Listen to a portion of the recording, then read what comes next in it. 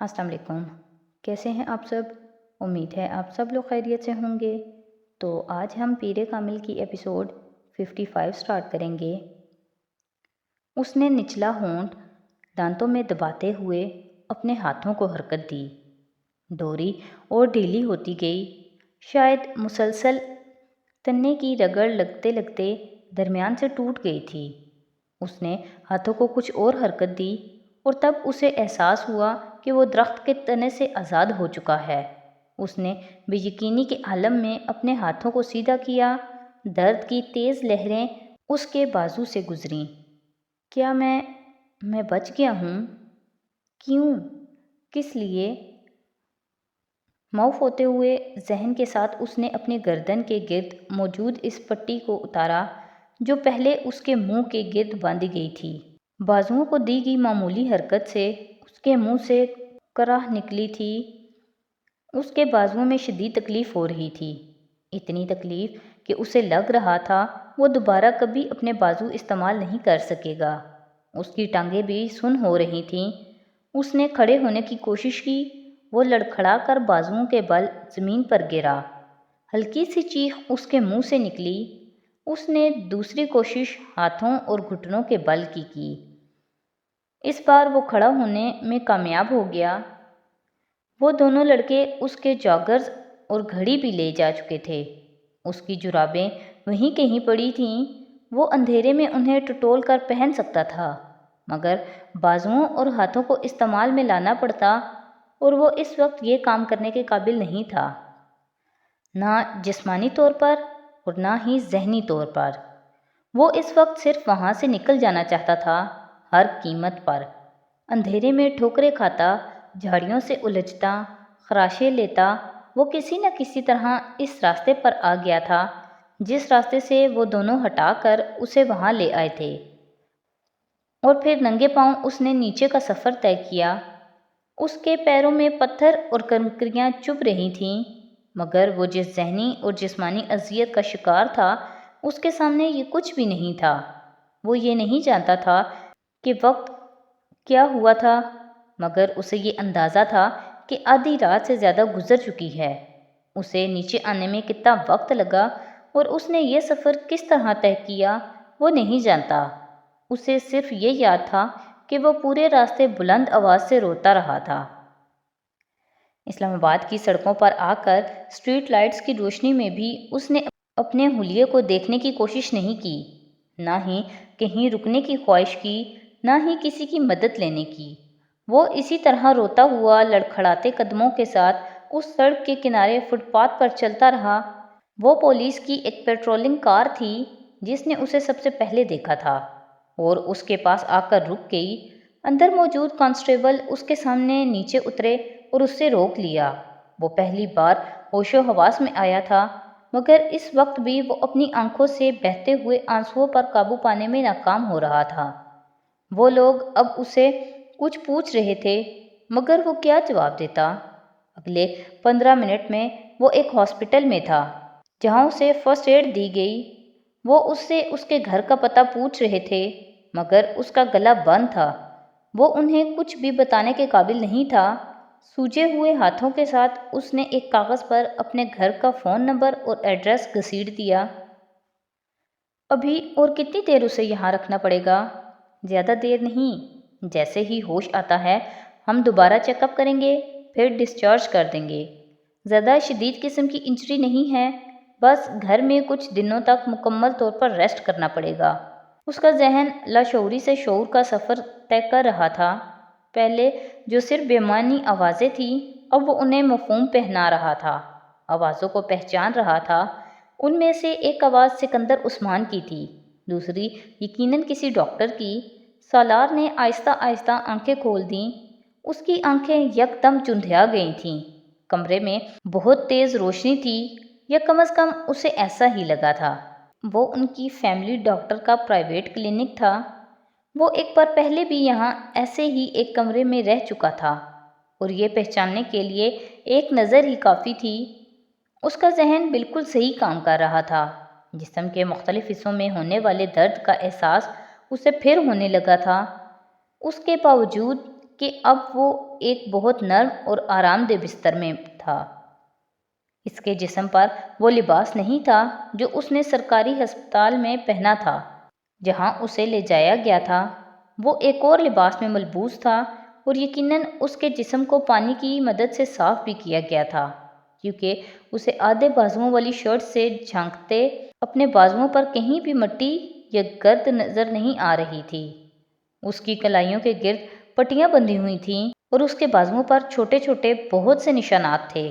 بازو اور ہاتھ سوجے ہوئے تھے۔ وہ اندازہ کر سکتا تھا کہ ایسے ہی بہت سے نشانات اس کے جسم اور جسم کے دوسرے حصوں پر بھی ہوں گے۔ اسے اپنی ایک آنکھ بھی سوجی ہوئی محسوس ہو رہی تھی اور اس کے جبڑے بھی دکھ رہے تھے، مگر اس سے بھی زیادہ برا حال گلے کا تھا۔ اس کے بازو میں ایک ڈرپ لگی ہوئی تھی جو اب تقریباً ختم ہونے والی تھی۔ پہلی بار اس کو ہوش میں ڈاکٹر نے ہی دیکھا تھا۔ وہ ان کا فیملی ڈاکٹر نہیں تھا، شاید اس کے ساتھ کام کرنے والا کوئی اور فزیشین تھا۔ اس نے سکندر کو اس کی طرف متوجہ کیا۔ ہوش آ گیا ہے؟ سالار نے ایک صوفے پر بیٹھے طیبہ کو اپنی طرف بڑھتے دیکھا، مگر سکندر آگے نہیں آئے تھے۔ ڈاکٹر اب اس کے پاس آ کر اس کی نبض چیک کر رہا تھا۔ اب تم کیسا محسوس کر رہے ہو؟ سالار جواب میں کچھ کہنا چاہتا تھا مگر اس کے حلق سے آواز نہیں نکل سکی۔ وہ صرف منہ کھول کر رہ گیا۔ ڈاکٹر نے ایک بار پھر اپنا سوال دہرایا۔ سالار نے تکیے پر رکھا ہوا اپنا سر نفی میں ہلایا۔ بولنے کی کوشش کرو۔ ڈاکٹر شاید پہلے ہی اس کے گلے کے پرابلم کے بارے میں جانتا تھا۔ سالار نے ایک بار پھر نفی میں سر ہلا دیا۔ ڈاکٹر نے نرس کے ہاتھ میں پکڑی ہوئی ٹرے سے ایک ٹارچ نما آلہ اٹھایا۔ منہ کھولو۔ سالار نے دکھتے جبڑوں کے ساتھ اپنا منہ کھول دیا۔ ڈاکٹر کچھ دیر اس کے حلق کا معائنہ کرتا رہا، پھر اس نے ٹارچ بند کر دی۔ گلے کا تفصیلی چیک اپ کرنا پڑے گا، اس نے مڑ کر سکندر عثمان کو بتایا۔ پھر اس نے ایک رائٹنگ پیڈ اور پین سالار کی طرف بڑھایا۔ نرس تب تک اس کے بازوؤں میں لگی ڈرپ اتار چکی تھی۔ اٹھ کر بیٹھو اور بتاؤ کیا ہوا ہے گلے کو؟ اسے اٹھ کر بیٹھنے میں کوئی دقت نہیں ہوئی۔ نرس نے تکیہ اس کے پیچھے رکھ دیا تھا اور وہ رائٹنگ پیڈ ہاتھ میں لیے سوچتا رہا۔ کیا ہوا تھا؟ گلے کو، جسم کو، دماغ کو؟ وہ کچھ بھی لکھنے کے قابل نہیں تھا۔ سوجی ہوئی انگلیوں میں پکڑے پین کو وہ دیکھتا رہا۔ اسے یاد تھا کہ اس کے ساتھ کیا ہوا تھا۔ اسے اپنی وہ چیخیں یاد آ رہی تھیں جنہوں نے اب اسے بولنے کے قابل نہیں چھوڑا تھا۔ کیا لکھا جائے؟ یہ کہ مجھے ایک پہاڑ پر ساری چیزیں چھین کر باندھ دیا گیا تھا، یا پھر یہ کہ مجھے چند گھنٹوں کے لیے زندہ قبر میں اتار دیا گیا تھا تاکہ مجھے سوالوں کا جواب مل سکے۔ What is next to ecstasy? وہ سفید صاف کاغذ کو دیکھتا رہا، پھر اس نے مختصر سی تحریر میں اپنے ساتھ ہونے والا واقعہ تحریر کر دیا۔ ڈاکٹر نے رائٹنگ پیڈ پکڑ کر ایک نظر ان 7-8 جملوں پر ڈالی اور پھر اسے سکندر عثمان کی طرف بڑھا دیا۔ آپ کو چاہیے کہ فوری طور پر پولیس سے رابطہ کریں تاکہ کار برآمد کی جا سکے۔ پہلے ہی کافی دیر ہو گئی ہے، پتہ نہیں وہ گاڑی کہاں سے کہاں لے جا چکے ہوں گے۔ ڈاکٹر نے ہمدردانہ انداز میں سکندر کو مشورہ دیا۔ سکندر نے رائٹنگ پیڈ پر ایک نظر ڈالی۔ ہاں، میں پولیس سے کانٹیکٹ کرتا ہوں۔ پھر کچھ دیر ان دونوں کے درمیان اس کے گلے کے چیک اپ کے سلسلے میں بات ہوتی رہی۔ پھر ڈاکٹر نرس کے ہمراہ باہر نکل گیا۔ اس کے باہر نکلتے ہی سکندر عثمان نے ہاتھ میں پکڑا ہوا رائٹنگ پیڈ سالار کے سینے پر دے مارا۔ یہ جھوٹ کا پلندہ اپنے پاس رکھو۔ تم کیا سمجھتے ہو کہ میں اب تمہاری کسی بات پر اعتبار کروں گا؟ نہیں، کبھی نہیں۔ سکندر بے حد مشتعل تھے۔ یہ بھی تمہارا کوئی نیا ایڈونچر ہوگا، خودکشی کی کوئی نئی کوشش۔ وہ کہنا چاہتا تھا فار گاڈ سیک ایسا نہیں ہے، مگر وہ گونگوں کی طرح ان کا چہرہ دیکھتا رہا۔ میں کیا کہوں ڈاکٹر سے کہ اس کو عادت ہے ایسے تماشوں اور ایسی حرکتوں کی؟ یہ پیدا ہی ان کاموں کے لیے ہوا ہے۔ سالار نے سکندر عثمان کو کبھی اس حد تک مشتعل نہیں دیکھا تھا۔ شاید وہ واقعی اب اس سے تنگ آ چکے تھے۔ طیبہ خاموشی سے پاس کھڑی تھی۔ ہر سال ایک نیا تماشا، ایک نئی مصیبت، آخر تمہیں پیدا کر کے کیا گناہ کر بیٹھے ہیں ہم۔ سکندر عثمان کو یقین تھا کہ یہ بھی اس کے کسی نئے ایڈونچر کا حصہ تھا۔ جو لڑکا 4 بار خود کو مارنے کی کوشش کر سکتا تھا، اس کے ہاتھ پاؤں پر موجود ان زخموں کو کوئی ڈکیتی قرار نہیں دے سکتا تھا، وہ بھی اس صورت میں جب اس واقعے کا کوئی گواہ نہیں تھا۔ سالار کو شیر آیا والی کہانی یاد آئی۔ بعض کہانیاں واقعی سچی ہوتی ہیں۔ وہ بار بار جھوٹ بول کر اب اپنا اعتبار گنوا چکا تھا۔ شاید وہ سب کچھ ہی گنوا چکا تھا، اپنی عزت، خود اعتمادی، غرور، فخر، ہر چیز۔ وہ کسی پاتال میں پہنچ گیا تھا۔ کوئی نیا ڈرامہ کیے بڑے دن گزر گئے تھے تمہیں، تو تم نے سوچا ماں باپ کو محروم کیوں رکھوں، انہیں خوار اور ذلیل کیے بڑا عرصہ ہو گیا ہے، اب نئی تکلیف دینی چاہیے۔ ہو سکتا ہے سکندر یہ ٹھیک کہہ رہا ہو، آپ پولیس کو گاڑی کے بارے میں اطلاع تو دیں۔ اب طیبہ رائٹنگ پیڈ پر لکھی ہوئی تحریر پڑھنے کے بعد سکندر سے کہہ رہی تھی، یہ ٹھیک کہہ رہا ہے؟ کبھی آج تک ٹھیک کہا ہے اس نے؟ مجھے اس بکواس کے ایک لفظ پر بھی یقین نہیں ہے۔ تمہارا یہ بیٹا کسی دن مجھے اپنی کسی حرکت کی وجہ سے پھانسی پر چڑھا دے گا، اور تم کہہ رہی ہو پولیس کو اطلاع دوں، اپنا مذاق بنواؤں۔ کار کے ساتھ بھی کچھ نہ کچھ کیا ہوگا اس نے، بیچ دی ہوگی کسی کو یا کہیں پھینک آیا ہوگا۔ وہ اب اسے واقعی گالیاں دے رہے تھے۔ اس نے کبھی انہیں گالیاں دیتے ہوئے نہیں سنا تھا، وہ صرف ڈانٹا کرتے تھے اور وہ ان کی ڈانٹ پر بھی مشتعل ہو جایا کرتا تھا۔ چاروں بھائیوں میں وہ واحد تھا جو ماں باپ کی ڈانٹ سننے کا بھی روادار نہیں تھا، اور اس سے بات کرتے ہوئے سکندر بہت محتاط ہوا کرتے تھے، کیونکہ وہ کسی بھی بات پر مشتعل ہو جاتا تھا۔ مگر آج پہلی دفعہ سالار کو ان کی گالیوں پر بھی غصہ نہیں آیا تھا۔ وہ اندازہ کر سکتا تھا کہ اس نے انہیں کس حد تک زج کر دیا ہے۔ وہ پہلی بار اس بیڈ پر بیٹھے اپنے ماں باپ کی حالت کو سمجھنے کی کوشش کر رہا تھا۔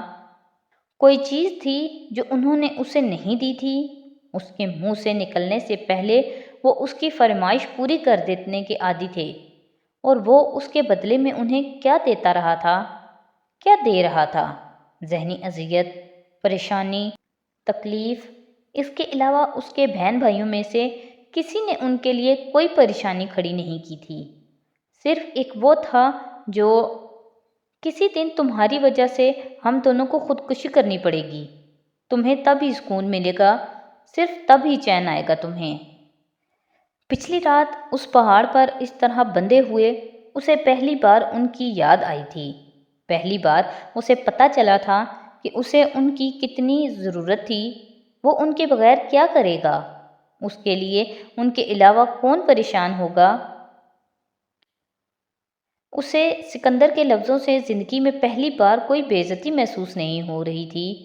وہ ہمیشہ سے سکندر کے زیادہ قریب رہا تھا، اور اس کے سب سے زیادہ جھگڑے بھی انہی کے ساتھ ہوتے تھے۔ میرا دل چاہ رہا ہے کہ میں دوبارہ کبھی تمہاری شکل تک نہ دیکھوں، تمہیں دوبارہ وہیں پھینکوا دوں جس جگہ کے بارے میں تم جھوٹ بول رہے ہو۔ اب بس کرو سکندر، طیبہ نے ان کو ٹوکا۔ میں بس کروں؟ یہ کیوں بس نہیں کرتا؟ کبھی تو ترس کھا لے یہ ہم لوگوں پر اور اپنی حرکتیں چھوڑ دے۔